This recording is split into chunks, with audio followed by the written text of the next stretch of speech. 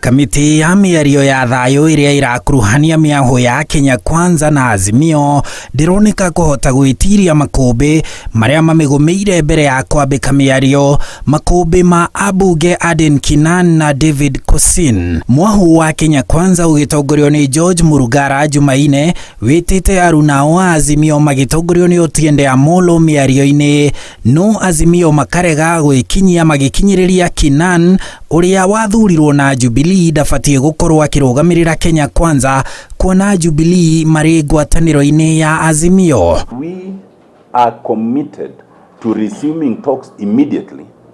They comply with one simple logical demand that we had placed, and that is the withdrawal of the Honorable Aden Keynan from the talks. No Kenya Kwanza marauga Keynan to nginya eyeherie kaimana mĩario-inĩ, no gwakinya kwarĩrĩrio mũtugo wa ateti na ciama cia ũteti nĩ akeyeheria gĩikaro-inĩ kĩa mũthenya ũcio. We have brought in the fourth issue that where an issue comes to the table and any of the members is conflicted, Kenya Kwanza has committed to recuse that person. Azimio maugĩte Kenya Kwanza ndĩngĩmatha meherie Kosin atĩ nĩguo nao Kenya Kwanza meherie Keynan. Azimio ĩkiuga aya erĩ nĩ amemba a Azimio, no Kenya Kwanza ĩrauga ona Kosin no athiĩ na mbere gũkorwo arĩ mĩario-inĩ, no gwakinya maũndũ mekũmũhutia onake akeyeheria. You cannot take our member and demand that if you remove that member, we also remove another of our own members.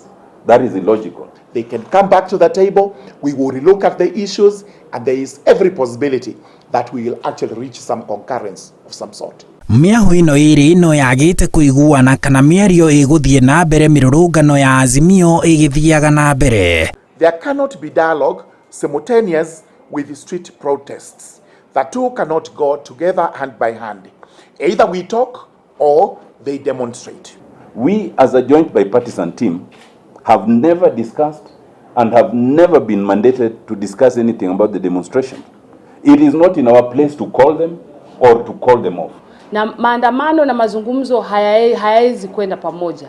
Ni lazima tuchague limoja. But what will bring sanity and an end to the difference between the two sides is not demos, it will be talks. And as a committee, we want to insist that if it's talks, yes, come, let's talk. Let us discuss these issues. Let us resolve for the benefit of Kenyans. Handũ-inĩ ha Inooro TV, njĩtagwo Harun Njoroge wa Maina.